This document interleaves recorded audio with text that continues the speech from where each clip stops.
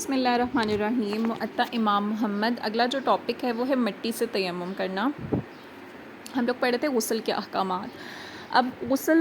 کا ہم لوگوں نے پڑھ لیا کہ اگر کوئی شخص جنبی ہو جاتا تو وہ غسل کر سکتا ہے، لیکن اگر اس کے پاس پانی موجود نہ ہو اور وہ ناپاک ہو، اس پر غسل فرض ہو، تو پھر اب کیا کیا جائے گا؟ تو کہتے ہیں التیمم، تیمم بالصعید، پاک مٹی کے ساتھ۔ اب حدیث مبارکہ سے جو اس کا ثبوت ہے، پہلے بھی آپ لوگ یہ ٹاپک جو ہے وہ نور الزام میں، بہشت زیور میں، قدوری شریف میں بہت ڈیٹیل کے ساتھ ہم پڑھ چکے ہیں، لیکن پھر بھی اس کے کچھ احکامات جو ہیں وہ میں نے آپ کو بھیج دیے ہیں۔ احادیث مبارکہ جو یہاں پر موجود ہیں وہ ہم لوگ پڑھ لیتے ہیں، اور یہاں پر جو کوشچن لکھے ہوئے ہیں اس کو بھی ہم لوگ ایک نظر دیکھ لیتے ہیں۔ اخبرنا مالکن، کہ ہمیں مالک نے خبر دی، اخبرنا نافعن، کہ ہمیں نافع نے خبر دی، انہو اقبلا، کہ وہ آئے ہوا وہ و عبداللہ بن عمر، یعنی حضرت نافع اور عبداللہ بن عمر جو ہیں وہ من الجروفی، جرف ایک جگہ کا نام ہے، وہاں سے وہ لوگ آ رہے تھے، حتیٰ یہاں تک کہ اذا کان بالمربد، کہ جب وہ مربد کی جگہ پر، مربد کے مقام پر، یہ بھی ایک جگہ کا نام ہے، وہاں پر نزلہ ٹھہرے عبداللہ بن عمر نے، فتیمم، پس انہوں نے تیمم کیا، سعیداً طیباً، پاک مٹی کے ساتھ، فمسح، پس انہوں نے مسح کیا، وجہہ، اپنے چہرے کا، ویدیہ، اور اپنے دونوں ہاتھوں کا،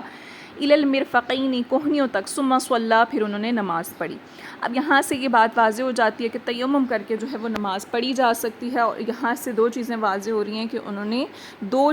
کی ہیں، یعنی مٹی میں ہاتھ مارا، پہلے اپنے چہرے کا مسح کیا، پھر انہوں نے اپنے جو ہے وہ دونوں بازوؤں کا کوہنیوں سمیت جو ہے وہ مسح کیا۔ تو دو ضربیں یہاں پر اس حدیث مبارکہ سے واضح ہو جاتا ہے کہ ماری جائیں گی، اور تیمم کا ثبوت یہاں پر موجود ہے۔ تیمم کے لیے اب کوشچن یہ کہ زمین پر کتنی مرتبہ ہاتھ مارا جائے گا، نیز اس ہاتھ کو کون سے اعضاء پر کہاں تک پھیرنا ضروری ہے؟ تو اس حدیث مبارکہ سے یہ بات واضح ہو گئی ہے کہ دو ضربیں ہوں گی، ایک جو ہے وہ چہرے کے لیے ہوگی اور ایک جو ہے وہ دونوں ہاتھوں کو کوہنیوں تک ہوگی، لیکن اس کے بیچ میں تھوڑا سا اختلاف پایا جاتا ہے، جزوی طور پر وہ ہم دیکھ لیتے ہیں۔ الکاسانی تحریر کرتے ہیں کہ ہمارے ائمہ احناف کے نزدیک زمین پر دو مرتبہ ہاتھ مارا جائے گا، ایک مرتبہ چہرے کے مسح کے لیے اور دوسری مرتبہ کوہنیوں تک دونوں بازوؤں کا مسح کرنے کے لیے، جبکہ ایک روایت کے مطابق امام شافعی رحمۃ اللہ علیہ بھی احناف کی اسی بات کے قائل ہیں۔ تاہم کہتے ہیں ایک روایت کے مطابق، یعنی امام شافعی کا ایک قول تو یہی ہے جو احناف کے مطابق ہے، اور ایک قول کے مطابق کہتے ہیں وہ دونوں ہاتھوں کا کلائیوں تک مسح کر لینا ان کے نزدیک کافی ہے، یعنی کوہنیاں نہ ہوں شامل، کوہنیوں کے بغیر۔ جیسے ہم لوگوں نے یہ پڑھا تھا نا کہ وضو میں جو ہے وہ کوہنیاں دھونا ان کے نزدیک شرط نہیں ہے، کیونکہ ان کے نزدیک وہ حد اور حد محدود میں داخل نہیں ہوتی، یہ وہ والا پوائنٹ یہاں پر آ جاتا ہے۔ تو اسی طرح سے وہ کہتے ہیں کہ مسح کرنے میں بھی جس طرح وضو کرنے میں، کیونکہ ان کا ایک قول یہ ہے نا کہ کوہنیاں نہیں دھوئی جائیں گی، تو اسی طرح سے یہاں پر بھی ان کا قول یہی ہوگا کہ کوہنیوں تک مسح کرنا ضروری نہیں، کوہنیوں سے پہلے تک جو ہے وہ ان کا مسح کر لینا کافی ہوگا، اور امام مالک رحمۃ اللہ علیہ کا بھی یہی مسلک ہے، یعنی پہلا جو پوائنٹ آیا اس کے بیچ میں احناف اور شافعی دونوں کا یہ قول آ جاتا ہے، دوسرا جو پوائنٹ آیا یہ شافعی اور امام مالک دونوں کا قول آ جاتا ہے۔ امام زہری کے نزدیک جو ہے وہ دونوں بازوؤں کا بغلوں تک مسح کیا جائے گا، یعنی صرف کوہنیاں نہیں بلکہ اوپر تک، بغل تک، یہاں تک مسح کرنا ہے، جبکہ ابن ابی لیلہ کے نزدیک دونوں مرتبہ کی ضرب میں ہاتھ اور چہرے دونوں کا مسح کیا جائے گا، یعنی یہ جو پہلے تین پوائنٹ ہیں نا اس میں یہ کہ پہلی ضرب ماری جائے، زمین پر دونوں ہاتھوں کو مارا جائے اور اس سے چہرے کا مسح کریں، اور پھر دوسری جو ہے وہ ضرب ماریں گے تو اس کے ذریعے ہاتھوں اور بازوؤں کا مسح کریں گے۔ تو جو دوسری ضرب ہے نا اس میں ان تین کا اختلاف آ جاتا ہے کہ بعض کہتے ہیں کوہنیوں تک، بعض کہتے ہیں نہیں کوہنیاں شامل نہیں ہوں گی، کوہنیوں سے پیچھے تک، اور بعض کہتے ہیں کوہنیاں شامل ہو کے بغلوں تک۔ یہ تین پوائنٹس آ گئے۔ چوتھے پوائنٹ میں یہ آ جاتا ہے، وہ کہتے ہیں پہلی دفعہ جب ضرب ہاتھ یعنی زمین پر ماریں گے تب چہرے اور ہاتھ دونوں کا مسح کریں گے، یعنی کہ پورے کوہنیوں تک جیسے کرنا ہے، پہلے وہ ہاتھوں کو زمین پر مارا، پھر ان کو چہرے پر پھیر لیا، اور پھر انہی ہاتھوں کو جو ہے وہ پورے بازوؤں تک پھیرنا ہے، پھر دوسری دفعہ پھر اسی طرح سے کرنا ہے۔ تو صاحب ہدایہ یہ لکھتے ہیں کہ تیمم میں زمین پر دو مرتبہ ضرب لگائی جاتی ہے، ایک مرتبہ چہرے کا مسح کیا جاتا ہے اور دوسری مرتبہ دونوں بازوؤں کا کوہنیوں تک مسح کیا جاتا ہے۔ اس کی دلیل نبی اکرم صلی اللہ علیہ وسلم کا یہ فرمان ہے کہ تیمم میں زمین پر دو مرتبہ ہاتھ مارا جاتا ہے، ایک مرتبہ چہرے کے لیے اور دوسری مرتبہ بازوؤں کے لیے۔ ابن حمام لکھتے ہیں کہ یہ روایت ان الفاظ میں حضرت ابن عمر رضی اللہ عنہما کے حوالے سے منقول ہے، اور اسے امام حاکم اور دارقطنی نے نقل کیا ہے۔ حاکم نے اس کی روایت پر تبصرہ بھی کیا ہے، تاہم حاکم اور دارقطنی نے حضرت جابر بن عبداللہ رضی اللہ عنہ کے حوالے سے حدیث کے یہ الفاظ نقل کیے ہیں کہ تیمم میں ایک مرتبہ چہرے پر مسح کے لیے زمین پر ہاتھ مارا جائے گا اور ایک مرتبہ کوہنیوں پر بازوؤں پر مسح کے لیے زمین پر ہاتھ مارا جائے گا، یعنی دونوں روایتوں میں الفاظ یہی ہے کہ دو ضربیں ہوں گی، لیکن ایک جو ہے وہ حضرت عبداللہ بن عمر سے روایت ہے پہلی والی حدیث، اور دوسری جو ہے وہ جابر بن عبداللہ سے روایت ہے۔ حاکم اس روایت پر تبصرہ کرتے ہوئے لکھتے ہیں کہ اس کی سند صحیح ہے، لیکن امام بخاری رحمۃ اللہ علیہ اور امام مسلم رحمۃ اللہ علیہ نے اسے نقل نہیں کیا، جبکہ دارقطنی فرماتے ہیں کہ اس کی سند کے تمام راوی مستند ہیں۔ اگلی جو حدیث مبارکہ ہے اس میں یہ بات واضح ہو جاتی ہے کہ تیمم کا جو حکم ہے وہ کب نازل ہوا تھا، اور تیمم کا حکم جو ہے وہ اس کے بارے میں آیت مبارکہ نازل ہوئی تھی۔ حدیث سے بھی اس بات کا ثبوت مل جاتا ہے۔ تو اخبرنا مالک، ہمیں مالک نے خبر دی، اخبرنا عبد الرحمن بن قاسم، کہ ہمیں عبد الرحمن بن قاسم نے خبر دی، اور وہ اپنے والد سے روایت کرتے ہیں، اور وہ حضرت عائشہ رضی اللہ عنہ سے روایت کرتے ہیں کہ انہا سے روایت کرتے ہیں انہا قالت، کہ وہ بیان فرماتی ہیں خرجنا، ہم نکلے مع رسول اللہ صلی اللہ علیہ وآلہ وسلم، حضور پاک صلی اللہ علیہ وآلہ وسلم کے ساتھ، فی بعض الاسفاری، بعض سفر میں، یعنی کسی سفر میں ہم لوگ نکلے، حتیٰ یہاں تک کہ اذا کننا، جب ہم تھے، بالبیداء، بیدا کے مقام پر، یہ ایک جگہ کا نام ہے، او بذات الجیش، یا پھر ذات الجیش کے مقام پر، یعنی ان کو اس میں تھوڑی سی راوی جو ہے نا وہ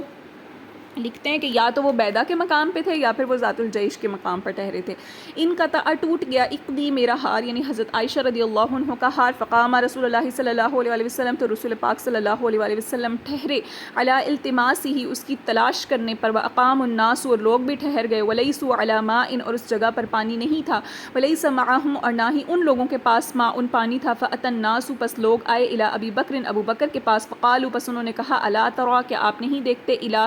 ما صنعت عائشہ، تو کہ حضرت عائشہ نے کیا کیا ہے، اقامت بھی رسول اللہ صلی اللہ علیہ وسلم، انہوں نے حضور پاک صلی اللہ علیہ وسلم کو ٹھہرا دیا ہے، ومن الناس، اور لوگوں کو بھی، ولیسوا علی ماء، اور یہاں کوئی پانی نہیں ہے، ولیس معہم ماء، اور نہ ہی ان لوگوں کے پاس کوئی پانی ہے۔ قالت، وہ بیان فرماتی ہیں، فجاء، پس آئے، ابو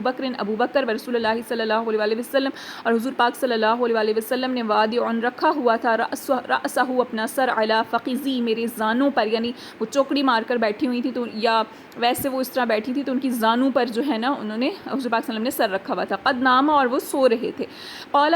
انہوں نے کہا، یعنی حضرت ابو بکر نے کہا کہ حبستی رسول اللہ صلی اللہ علیہ وسلم، تم نے حضور پاک صلی اللہ علیہ وسلم کو روک دیا ہے، والناس، اور لوگوں کو بھی، ولیسوا علی ماء، اور یہاں کوئی پانی نہیں ہے، ولیس معہم، اور نہ ہی ان لوگوں کے پاس کوئی پانی ہے۔ قالت، وہ بیان فرماتی ہیں، فعاتبنی، بس انہوں نے مجھے جھڑکا، یہ ڈانٹا، وقال، اور کہا، ما شاء اللہ، جو اللہ نے چاہا، ان یقول، یہ کہ وہ کہیں، یعنی جو اللہ چاہتا تھا ان کے منہ سے جو الفاظ نکلنے تھے وہ میرے لیے نکلے، وجعل یطعننی،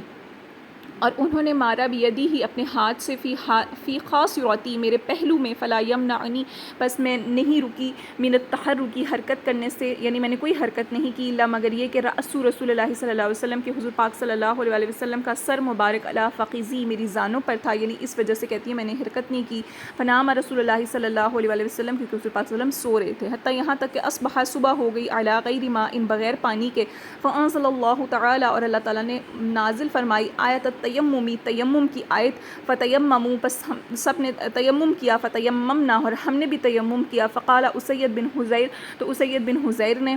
جو ہے وہ یہ بیان فرمایا کہ ما ہی نہیں ہے یہ بھی اولی، پہلی برکتکم، تمہاری برکت، یا آل ابی بکر، اے ابو بکر کے گھر والوں، قالت، وہ بیان فرماتی ہیں، وبعثنا، اور ہم نے جو ہے وہ بھیجا یا اٹھایا، البعیر، اس اونٹ کو، الذی، کہ جس پر کنت علیہ، میں سوار تھی، فوجدنا، تو ہم نے پایا، الاقدا، ہار، تحتہ، اس کے نیچے، یعنی وہ ہار جو ہے وہ اس وقت مل گیا۔ اب یہ بھی ہو سکتا ہے کہ کیونکہ حضور پاک صلی اللہ علیہ وسلم کی زوجہ ہیں اور ان کی برکت سے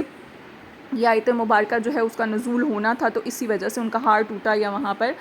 جو ہے وہ ٹھہرا، گویا یہ ان کی ایک کرامت میں سے بھی آ سکتا ہے، یا ان کی فضیلت کے بارے میں بھی یہ آ سکتا ہے کہ آیت تیمم جو ہے وہ انہی کی وجہ سے اس موقع پر یعنی کہ نازل ہوئی۔ قال محمد بیان فرماتے ہیں، وبہذا، اور اسی بنیاد پر، ناخذ التیمم، ہم لیتے ہیں تیمم کو، ضربتان، دو ضربوں پر، یعنی تیمم جو ہے وہ اس کی دو ضربیں ہوتی ہیں، ضربۃ للوجہ، ایک ضرب جو ہے وہ چہرے کے لیے ہوتی ہے، وضربۃ للیدین، اور دوسری ضرب جو ہے وہ دونوں ہاتھوں کے لیے ہوگی، الی المرفقین، کوہنیوں تک، وہو قول ابی حنیفہ رحمہ اللہ تعالی، اور امام ابو حنیفہ رحمۃ اللہ علیہ کا بھی یہ قول ہے۔ یعنی اس